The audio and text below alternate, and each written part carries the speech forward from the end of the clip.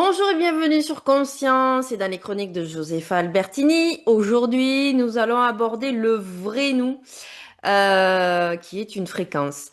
Régler notre état vibratoire pour attirer le positif. Bonjour Josefa, comment vas-tu bien aujourd'hui? Je vais très bien. Oh Allez, non, je vais très ouais, bien. c'est très bien, écoute, hein? On est dans l'ambiance. Exactement. Alors, Hmm. comment la kinésiologie aide-t-elle à identifier les blocages qui abaissent notre fréquence personnelle?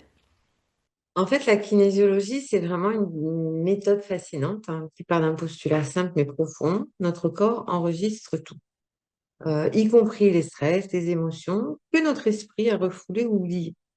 Alors, notre fréquence personnelle, en fait, c'est l'état d'harmonie et de vitalité où notre système, on va dire, corps-esprit, fonctionne de manière optimale. Lorsque cette fréquence est abaissée par des peurs non résolues, des croyances limitantes ou des traumas passés, par exemple, on expérimente en fait des blocages qui se manifestent par de la fatigue, des schémas répétitifs ou des mal-être. Je ne vais pas revenir sur la méthode phare de la kinésiologie, le test musculaire. Donc, j'ai expliqué le concept à travers de nombreuses autres rubriques chroniques. Le lâcher, quand le musée déverrouille, en fait, c'est la signature que le système nerveux entre en mode stress négatif face à l'information. Il contourne ainsi le mental, conscient, qui est souvent prompt, lui, à la rationalisation pour révéler la vérité enfouie dans le subconscient. Grâce à le dialogue précis, en fait, la kinésiologie, elle va me permettre une véritable enquête temporelle en identifiant la source précise et l'âge auquel le stress s'est installé. Elle m'apporte en fait une prise de conscience fondamentale. C'est en mettant en lumière ce qui était caché que l'on donne au corps en fait et à l'esprit la possibilité de se libérer de cette charge énergétique ancienne ou émotionnelle. C'est une libération qui permet à la fréquence personnelle de se réharmoniser naturellement. Alors justement, quels exercices ou protocoles utilises-tu pour réharmoniser l'état vibratoire d'un individu? En fait, c'est une bonne question et c'est une question qui fait le lien en fait entre l'identification des blocages et l'action concrète de la kinésiologie. Une fois que le test musculaire a révélé la nature et l'origine du blocage, qui abaisse la fréquence personnelle, forcément, le travail de réharmonisation peut commencer. Ce que je vais faire, c'est que je vais utiliser une panoplie de protocoles qui sont tous doux, mais vraiment très profonds.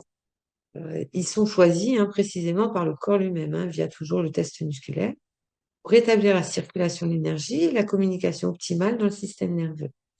Alors, le but de mes interventions, c'est vraiment de décharger le stress associé à la mémoire traumatique, permettant ainsi à la personne de retrouver sa pleine capacité d'autorégulation et son équilibre vibratoire naturel. Les premières techniques visent souvent à relancer l'énergie vitale. Ça, c'est la base, on va dire, le postulat.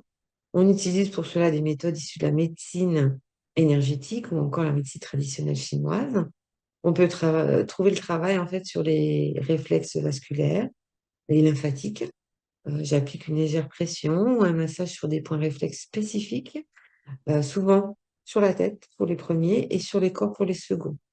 Si tu veux, le maintien des points neurovasculaires, par exemple, ça vise à mieux oxygéner et irriguer les zones du cerveau impliquées dans la gestion du stress et des émotions. Ça apporte vraiment une réponse apaisante à l'anxiété ou le stress qui était touché ou le relevé plutôt. Parallèlement, je peux aussi appliquer des massages des points neuro-lymphatiques. Qu'est-ce que ça fait? Ça stimule le système d'élimination des toxines physiques et énergétiques qui ont été accumulées par ce stress. En fait, pour réharmoniser l'état vibratoire, il est essentiel également d'établir une communication fluide entre le corps et les deux hémisphères cérébraux. C'est on va dire le rôle en quelque sorte des exercices d'intégration cérébrale, notamment ceux qui sont en lien avec le brain gym. Alors, le brain gym, c'est des mouvements simples. Tu peux avoir comme ce qu'on appelle les mouvements croisés ou cross-crawl, qui sont prescrits. En fait, qu'est-ce qu'ils font? Ils consistent à mobiliser les deux côtés du corps de manière coordonnée. Ça favorise ainsi la synchronisation entre le cerveau droit, qui est plutôt lié, lui, à la majeure partie des cas, créativité et émotion, et le cerveau gauche, qui est plutôt dans la logique et l'analyse. En intégrant en fait ces schémas de mouvement, on dissout le stress lié à la désorganisation et on retrouve une meilleure capacité de concentration, d'apprentissage, de prise de décision, des fonctions directement liées en fait à une autre fréquence vibratoire. La clé en fait de la remontée vibratoire, c'est souvent lié avec la libération du poids émotionnel ancien. Certains protocoles, ils vont porter sur la libération du stress émotionnel. Une fois le souvenir ou l'émotion bloquée, il ou elle est identifiée, j'utilise le test musculaire pour guider vers un processus de décharge. En fait, parfois, il s'agit de maintenir simplement certains points spécifiques tout en réactivant le contexte stressant. Pourquoi? Parce qu'en fait, cette technique, elle va permettre au corps de mettre fin à la charge émotionnelle de l'événement passé en, en libérant, si tu veux, tout ce qui a été figé ou ancré à ce moment-là et qui avait été soit refoulé ou soit pas accepté par la personne. L'énergie donc qui était figée dans cette mémoire est alors libérée et elle redevient en fait disponible dans le présent, augmentant significativement l'énergie vitale de l'individu et donc de facto son état vibratoire. Tu as aussi d'autres techniques qui permettent d'ancrer l'idée que le danger ou l'événement stressant appartient désormais vraiment au passé. On aide en quelque sorte le système nerveux à se mettre à jour ou à mettre à jour son logiciel qui est lié à la survie, cessant de réagir aux menaces passées dans le présent, puisque c'est plus, parce qu'il a été essentiel pour se préserver ou se protéger dans le passé, c'est peut-être plus du tout adapté aux situations présentes. Euh, donc en fait, si je tente de résumer, ce sont des exercices et des protocoles kinésiologiques euh, qui vont agir comme un mécanisme de réinitialisation, en fait, tout simplement. Ils vont pas se substituer à un processus personnel, hein, puisqu'il faut aussi que la personne soit déterminée à changer, mais ils offrent un soutien puissant au corps pour qu'il puisse se défaire des interférences vibratoires qui l'alourdissent. Le résultat, ben, c'est une sensation de légèreté, un meilleur ancrage et un retour à un état d'équilibre dynamique. Est-ce que tu peux partager un exemple où l'ajustement de la fréquence a transformé la vie d'un patient ou d'une patiente? Alors oui, bien sûr, hein, je peux partager un exemple qui peut être représentatif. Alors bien sûr, hein, c'est-à-dire un cas généralisé, hein, parce que je respecte strictement l'anonymat et la confidentialité de mes consultants. Alors, je vais prendre l'exemple de Marc, un homme de 50 ans qui consulte pour une sensation chronique d'être lourd et éteint. Il souhaitait en fait retrouver sa légèreté. Alors, il n'avait pas de problème médical majeur, mais juste une fatigue constante et une incapacité à ressentir la joie. Il se sentait en fait en permanence sous pression, comme si le monde entier reposait sur ses épaules. Son état vibratoire forcément était au plus bas. Il réagissait excessivement aux petits désagréments et avait abandonné ses passions. Le test musculaire, en fait, il a permis rapidement de pointer le blocage dans la sphère du devoir et de la responsabilité. Si tu veux, au cours de la séance, le test musculaire a révélé une mémoire qui était bloquée à l'adolescence par suite de la maladie de l'un de ses parents. Donc, si tu veux, à 14 ans, ben Marc, il s'est dit, inconsciemment, hein, bien entendu, hein, mais il avait pris la décision de devenir le pilier silencieux, en quelque sorte, de sa famille, refoulant sa propre peur, qui s'est pas permis de vivre, de recevoir et de vivre sa peur, et sa tristesse. Surtout parce que pour lui, de par ce rôle qui s'est inconsciemment donné, c'était pour ne pas inquiéter les autres. Donc le corps de Marc, en fait, il était quelque part figé dans sa posture de sauveur de 14 ans. Et il utilisait toute son énergie vitale pour maintenir cette croyance limitante. Je ne dois pas être faible, je dois être parfait pour que tout aille bien. En fait, cette charge énergétique qui n'était pas reconnue, c'était le poids qu'il ressentait physiquement, en fait, quand il me disait qu'il se sentait lourd et qu'il se sentait sans vitalité, voilà. Et c'était la cause, en fait, de sa basse fréquence vibratoire. Alors, le travail avec Marc a consisté en premier lieu, bien entendu, à libérer cette charge émotionnelle et en fait à réintégrer une nouvelle réalité. En reconnectant Marc à l'émotion de cette époque, j'avais utilisé des points réflexes spécifiques. C'est une première étape qui avait permis au corps de décharger la peur et la tristesse que l'adolescent de 14 ans avait refusé ou s'était pas autorisé à ressentir en fait, hein. Donc pour la première fois depuis des décennies, en fait il a pu pleurer la pression de l'époque, la tristesse, le chagrin, etc. Il a vraiment pu s'en libérer avec des pleurs, tout simplement. Ensuite, le travail, il a consisté à intégrer de nouveaux choix. On a fait des mouvements de brain gym qui ont permis à Marc, en fait, d'intégrer consciemment qu'il est désormais un adulte, capable de gérer sa propre charge sans avoir à porter celle des autres. L'affirmation qu'on avait ancrée était je peux être fort tout en étant léger. Et enfin, euh, j'ai clôturé la séance en utilisant la stimulation des méridiens associée à la gestion de la charge et de la tristesse pour établir la circulation fluide dans son corps. Euh, la transformation, en fait, chez Marc s'est manifestée, en fait, par un profond sentiment de légèreté, mais qui était immédiat.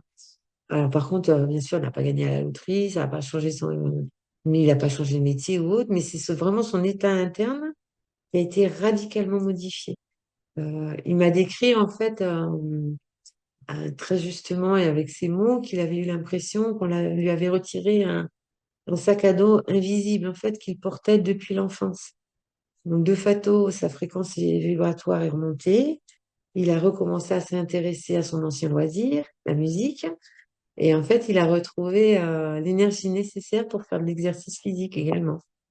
Et de plus, il m'a aussi dit, mais on s'est revus un peu plusieurs fois pour un accompagnement, euh, face au stress quotidien, eh ben, il s'effondrait plus. Il répondait avec calme, discernement, au lieu de réagir avec l'anxiété de l'adolescent de 14 ans. Donc, tu vois, ce simple exemple, ça illustre en fait que l'ajustement de la fréquence en kinésiologie, c'est pas un changement de décor, hein. C'est juste une mise à jour du système nerveux. Tu vois, en équilibrant la mémoire du poids ancien. Si je reprends Marc, lui, il a retrouvé son énergie vitale, sa pleine présence, ce qui lui a permis de vivre sa vie avec plus de fluidité et de légitimité. En fait, la kinésiologie, en ajustant la fréquence vibratoire, elle opère souvent une transformation en apparence qui peut être subtile, mais aux effets vraiment profonds. Alors, le changement n'est pas tant dans les événements extérieurs, hein, mais plutôt dans la capacité interne de la personne à les gérer. Comment maintenir un état vibratoire élevé au quotidien malgré le stress et les influences extérieures selon toi? Je dirais que c'est la question fondamentale pour que toute personne qui a bénéficié d'un rééquilibrage en kinésiologie. Parce qu'effectivement, après avoir libéré les blocages profonds, la question la plus importante demeure, mais comment je peux préserver cet état vibratoire élevé, cette légèreté retrouvée euh, ou cette sérénité face à forcément au tumulte, hein, et au stress du quotidien? Je dirais que la réponse elle réside dans l'adoption d'une hygiène énergétique intentionnelle et régulière. Alors, je m'explique.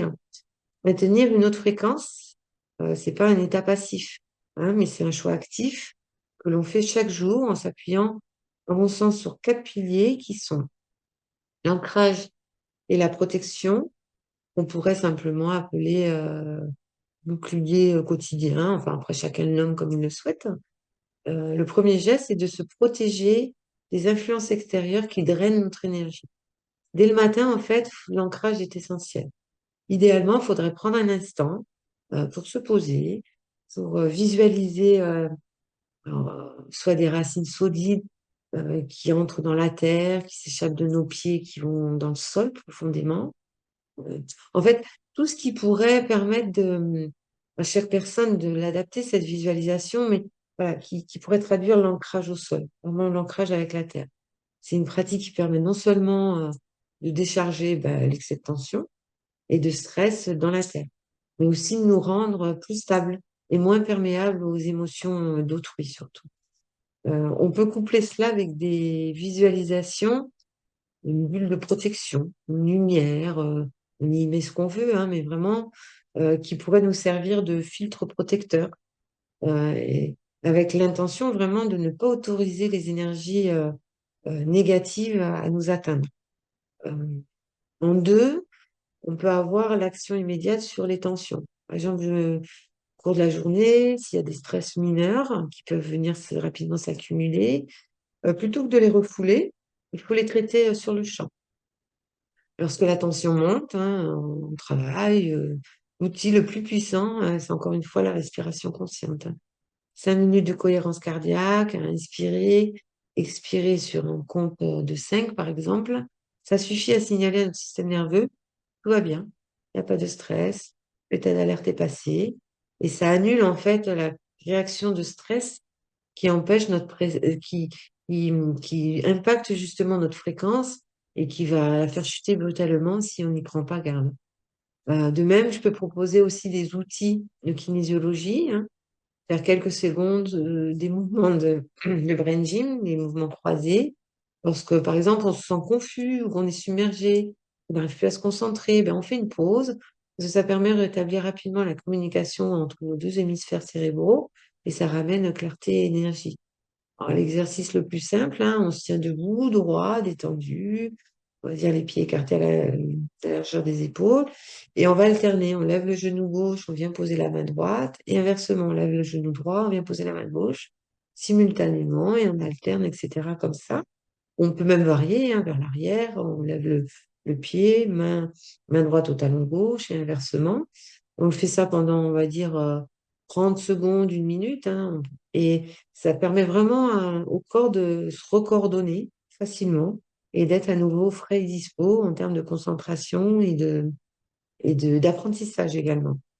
En trois, il y a aussi chose de très important, c'est le choix des influences, bien entendu. On est en quelque sorte le reflet de notre environnement. Donc, pour maintenir une fréquence élevée, on doit être vigilant quant à ce que nous laissons entrer dans notre sphère. Euh, En premier lieu, tu as le repos. Il faut un sommeil de qualité. C'est la fondation, le sommeil de toute bonne fréquence. Un corps reposé maintient naturellement son équilibre. La nature, il faut vraiment s'efforcer de passer du temps dans la nature. C'est une ressource vitale. Et en plus, la fréquence des éléments naturels, hein, l'arbre, l'air, l'eau, c'est que ça, ils agissent en fait comme des rechargeurs énergétiques puissants. Et enfin, les relations. Il faut vraiment avoir en tête et être conscient de l'impact des personnes qui peuvent être vampires, certains, c'est-à-dire qu'ils vous puissent toute votre énergie. S'il est effectivement pas possible de les éviter, eh ben, il faut penser à renforcer le bouclier énergétique avant d'interagir avec eux. Je dirais qu'en intégrant, tu vois, ces pratiques simples, on transforme la maintenance de notre fréquence vibratoire en une routine d'autonomie et de bien-être. On passe de l'état de réaction à l'état de création de sa propre réalité énergétique. En définitive, hein, la vérité essentielle, je dirais qu'elle est celle-ci. On a tous en nous les ressources pour être la meilleure fréquence de notre existence. Il suffit d'apprendre à écouter ce que notre corps a à nous dire et lui donner les outils pour se libérer. Merci à vous de nous avoir suivis. On se retrouve la semaine prochaine sur Conscience et nous parlerons de kinésiologie et d'intuition. Merci à vous. Au revoir.